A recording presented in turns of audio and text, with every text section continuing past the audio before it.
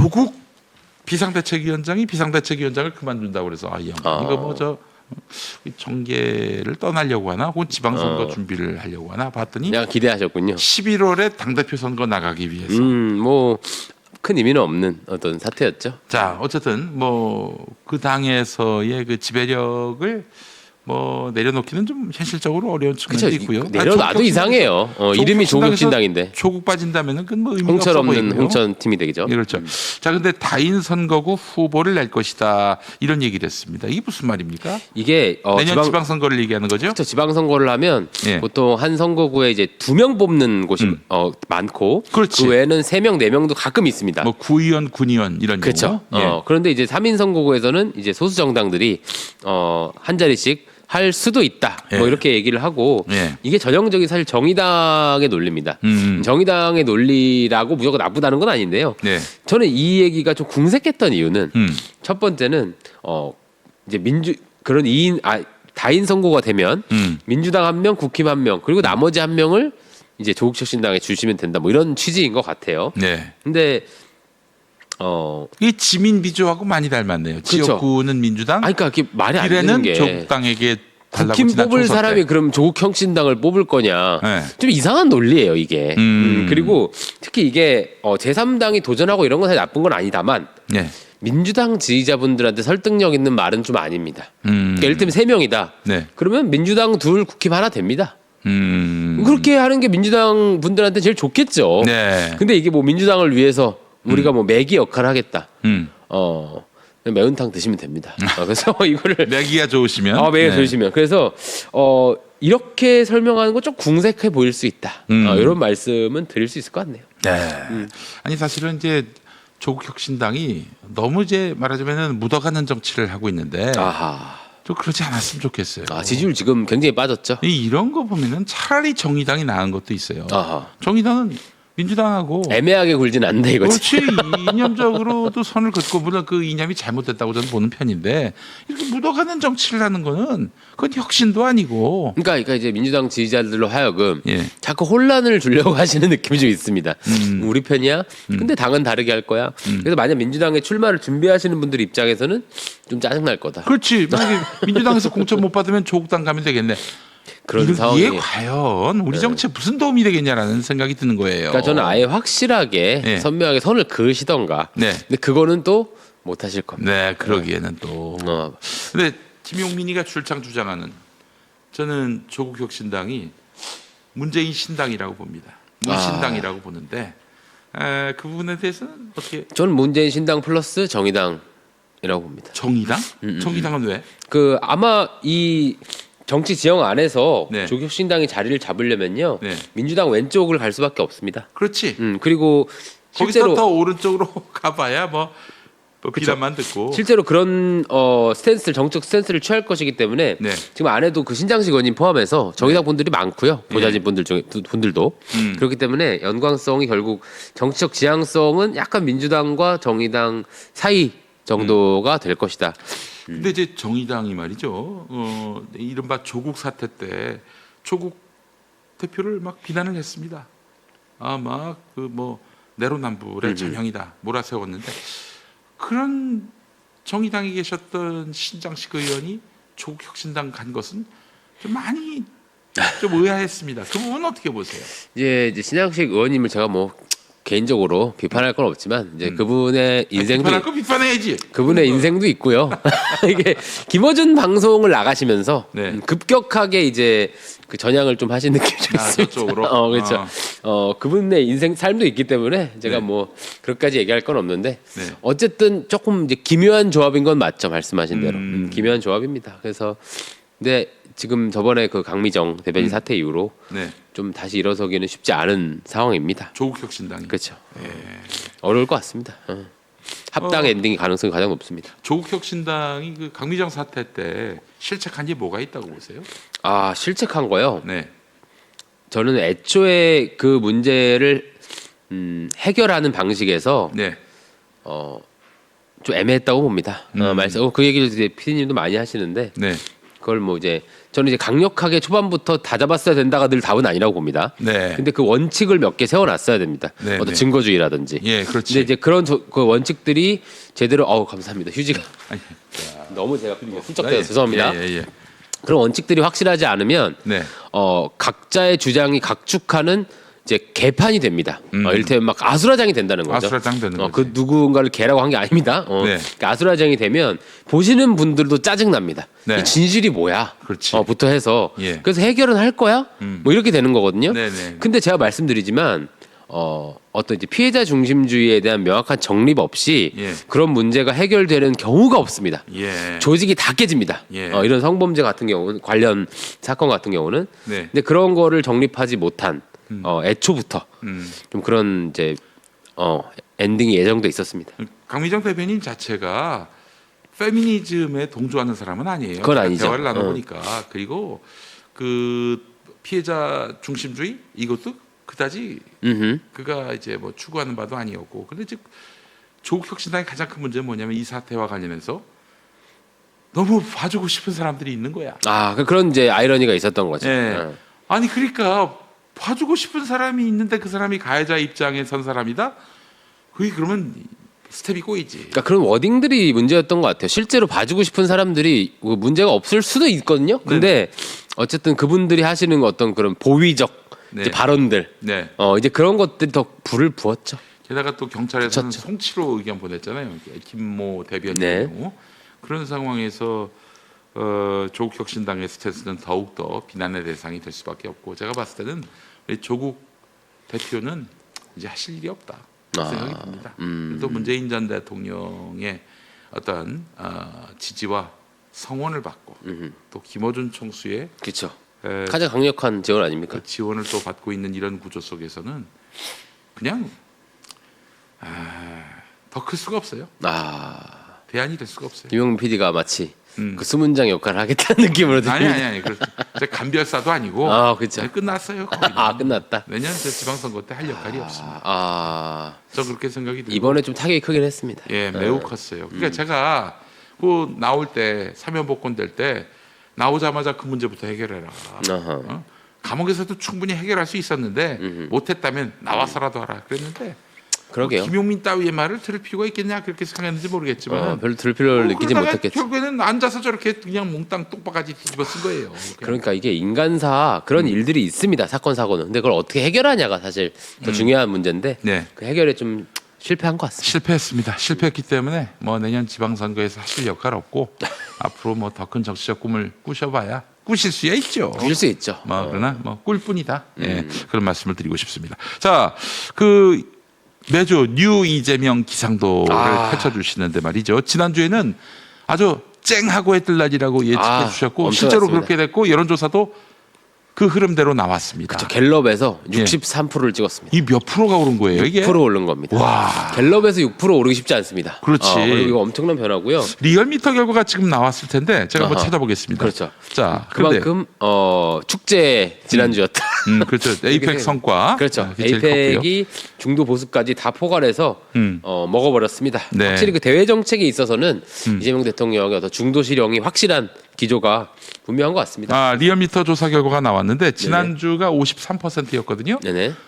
오늘 나온 거 보니까 56.7%. 와, 4% 오른 거네요. 리얼미터도 지금 60%대에 거의 근접했습니다. 아하. 예. 그만큼 에이펙 성과도 좋았고 그 에이펙에서 사실 뭐 대통령이 웬만한 외교 행사를 하면 원래 이렇게 나쁜 평가를 받기는 어렵습니다. 그렇죠. 아니 윤석열이가 뭘 제일 잘했냐라고 하니까 외교가 나옵니다. 외교래 외교. 그때도. 아니 외교를 할 말 없으면 외교라고 하면 됩니다. 근데 왜냐하면 이게 나라 어떤 정부 자체가 예. 외교부나 뭐 산업부 뭐 이런 모든 그 탑 공무원들이 네. 나서서 의전 같은 걸 준비하고 하기 그렇지. 때문에 예. 거기서 앵가라면 실수가 나오기 쉽지 않은데 네. 거기 날리면을 하시는 아주 훌륭한 대통령이었습니다.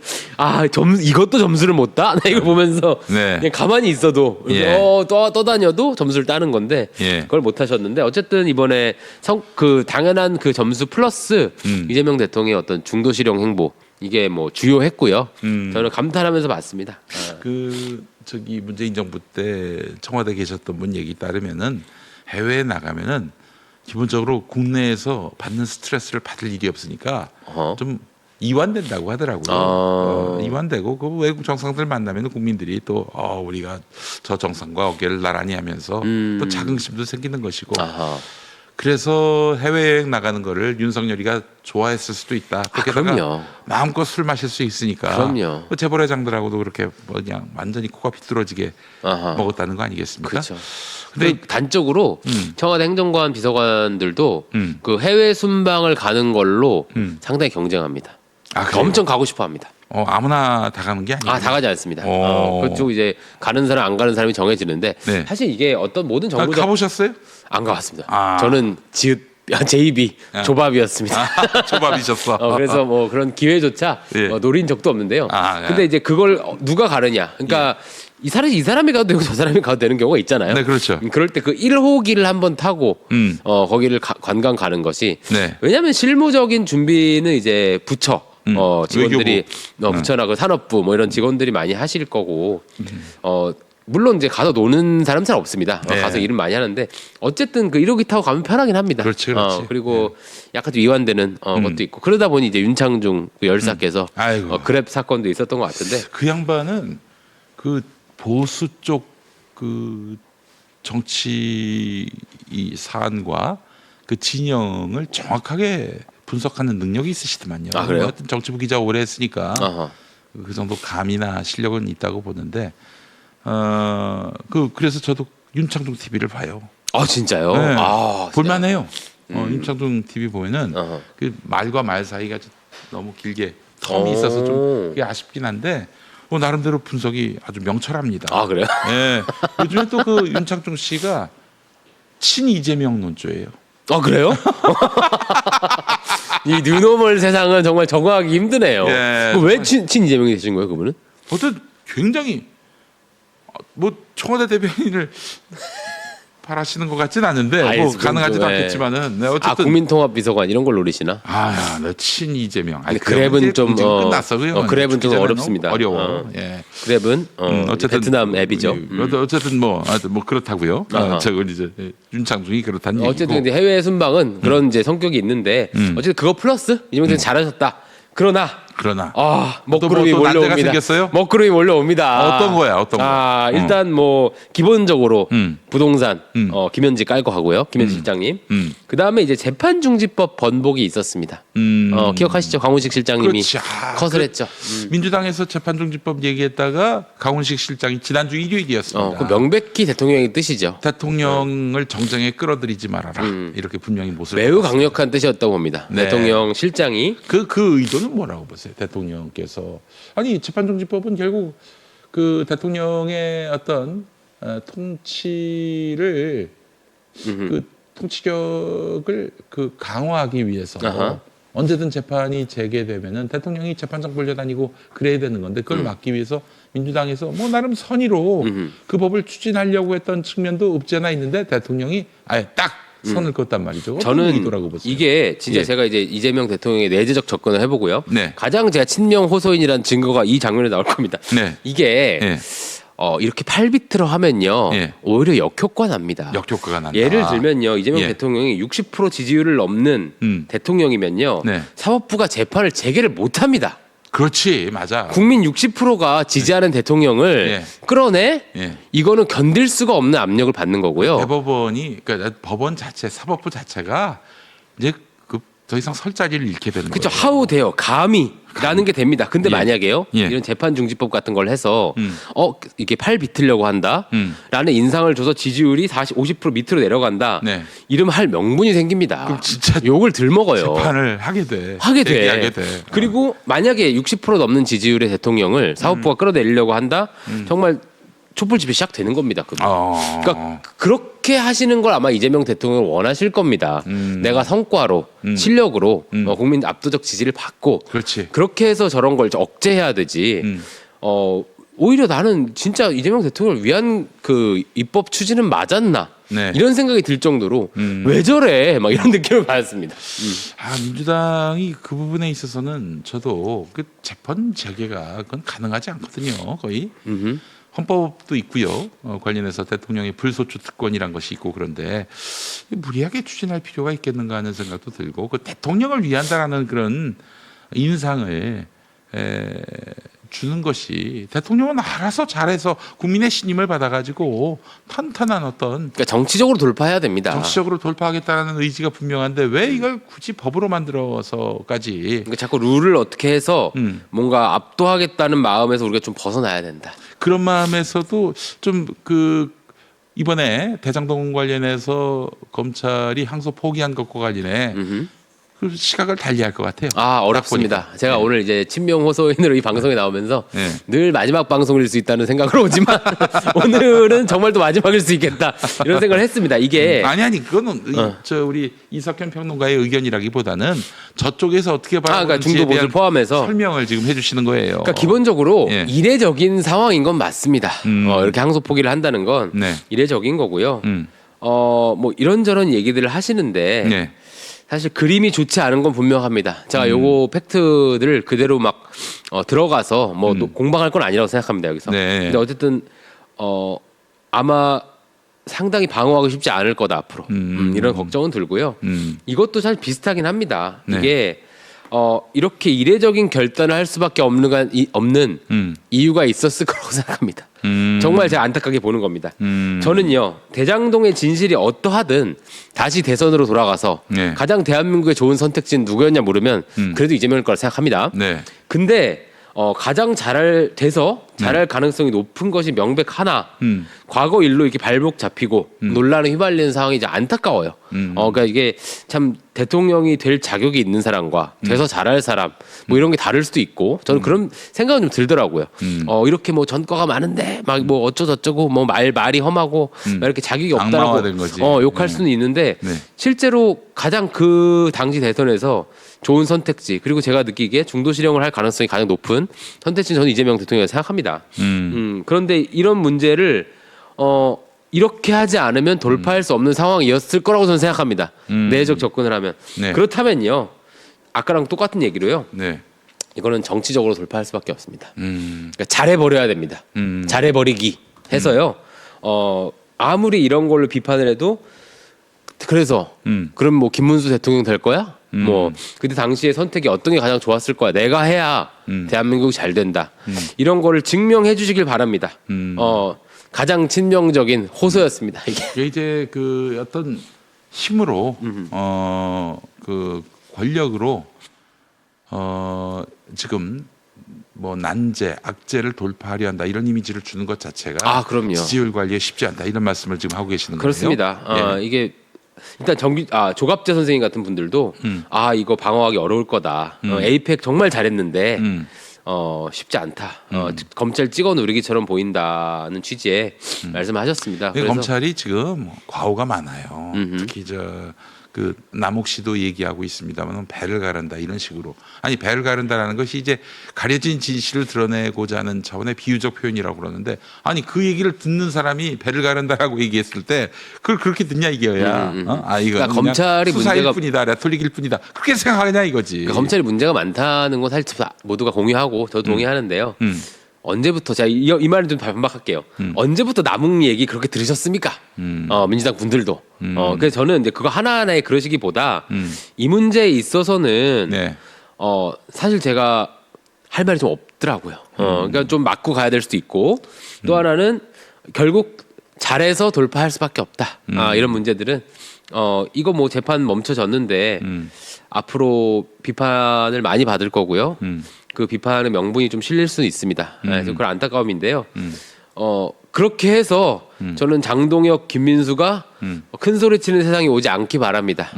정말 이재명 대통령이 잘해주셨으면 좋겠습니다. 그래 그래서 이 부분은 이제 국민의 신뢰로 지지로 그럼요. 사실은 이 난제들을 돌파하는 것에 좀 더 익숙해지는 민주당이 됐으면 좋겠다. 정말 그 그렇습니다. 차원으로 말씀하시는 것 같아요. 어려운 숙제를 하나 해결한 느낌이 듭니다. 그래요. 제 마음을 알아주셨으면 좋겠습니다. 새벽 배송법과 관련해서는 왜 이게 민주당 또 문재인 정부에게 이게 민주당 난제가 될까요? 당의 어떤 TF에서 나온 민주노총의 의견입니다. 지금은 한동훈하고 장혜영이가 붙어가지고 그렇죠.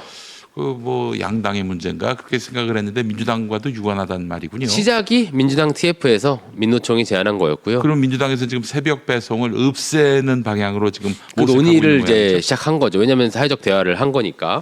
그 부분에 대해서 우리 이석현 평론가는 어떻게 보세요? 이 김용민 PD님과 거의 의견이 일치하는데요. 제가 이제 김용민 PD님한테도 그때 이 주제 관련 논의를 할 때 딱 그 네. 말씀 드렸습니다. 이재명 대통령 중도실형의 관점에서 이 문제를 어떻게 판단하실까?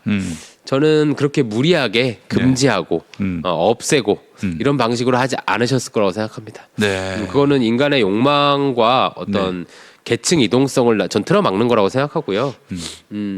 타인의 어떤 직업적 그 욕망과 네. 선호를 네. 이렇게 규제로서 금지하는 방식은 저는 옳지 않다고 보고 이재명답지도 않다고 생각합니다. 사실 그 밤에 노동하는 것이 이게 건강하진 않죠. 아 그렇죠. 예, 그런 점은 분명히 있습니다. 근데 그렇다고 밤에 건강하지 않으니 당신 일하지 말라고. 못하게 하고. 그러면 뭐 일자리를 마련해 주느냐? 뭐 그에 합당한 뭐 어떤 생활 보장을 해주느냐? 그것도 그렇죠. 아니잖아. 그러니까 딴 직업 알아봐 이거 아니에요. 그렇죠. 직업 없어요. 이런 무책임한 행동이 어디 있습니까? 이게 바로 정의당이 몰락한 이유예요. 이게. 약간 운동권 관성적인 건데 네. 이선옥 작가님이 좋은 말씀해 주셨잖아요. 네. 후견주의적 관점이다. 후견주의적 관점? 그러니까 내가 당신들의 후견인으로서 내가 너네를 아니 잘 우리 알고 후견인이 장혜영이란 말입니까? 어? 장혜영이가 뭔데? 제작진들 빵 터지셨네요. 근데 그게 어떤 관성적인 진보의 어떤 그런 게 있습니다. 네. 사실 자기가 이제 욕망을 담아서 한 건데도 제가 이 얘기 좀 이제 과감하게 해보자면 이제 성매매 여성이 있지 않습니까? 네. 성을 판매하는 여성. 예. 예전에는 인신매매도 있고 네. 그랬는데 이제 요즘은 이제 그런 세상과는 조금 그 달라졌으니까 선택해서 그 하신 직업을 분들도 택한 있는 분들이 거죠. 있긴 있죠. 근데 이제 거기에 대해서 여성계나 운동권의 주요 입장은 네. 어쩔 수 없이 그렇게 된 거다. 네. 뭐 이런 얘기입니다. 네. 근데 그렇게 되면 성매매를 금지하고 네. 지금 현실은 어떠냐면요. 성을 판매한 여성은 국가가 공인한 피해자고 성을 구매한 사람만 처벌을 받습니다. 근데 이 성매매 자체는 위법이에요. 그러니까 되게 이상한 그 입법의 미스매칭이 발생하거든요.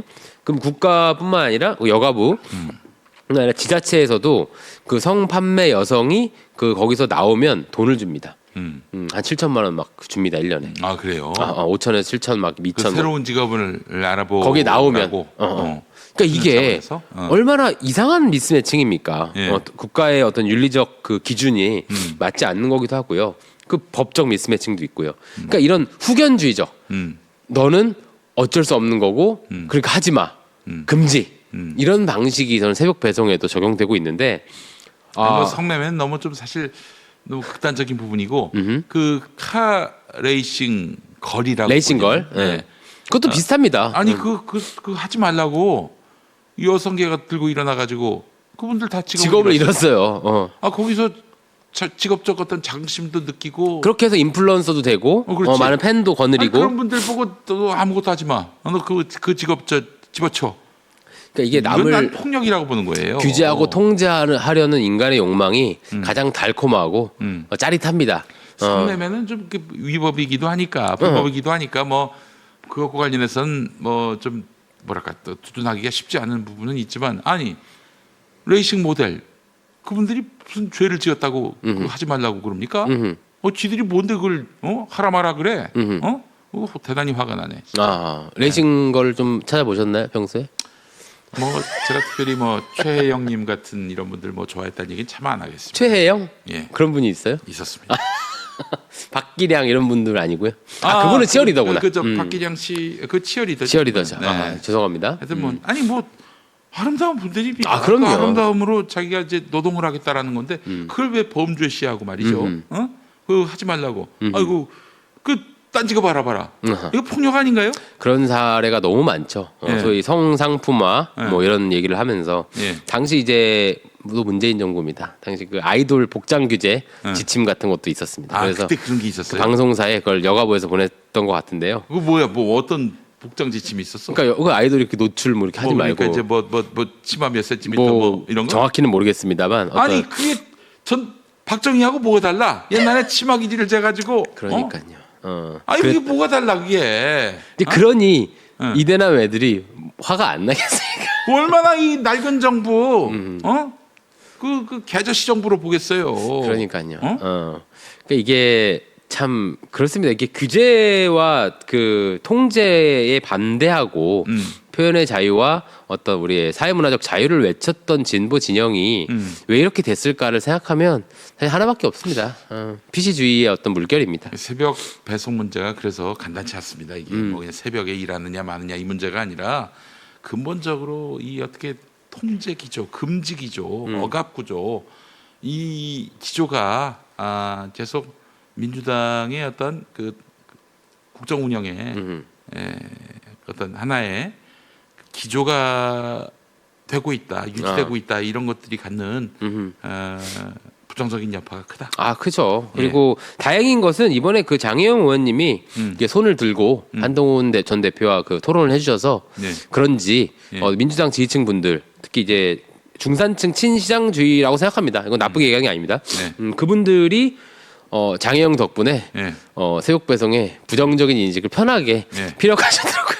그러니까 뭐 한동훈 대표가 잘했다고 하기에는 좀 불편하실 텐데 네. 어쨌든 장혜영 때문에 아유 싫다 막 이런 얘기를 제가 단언합니다, 여러분. 이런 페미니즘을 추구하는 이 장혜영류의 이제 여성주의자들 얘네들 때문에 민주진영이 진보진영이 한 100보 갈 수 있는 거 20보밖에 못 가요. 안타깝습니다. 그러니까 과감하게 이런 애들은 청산해도 됩니다.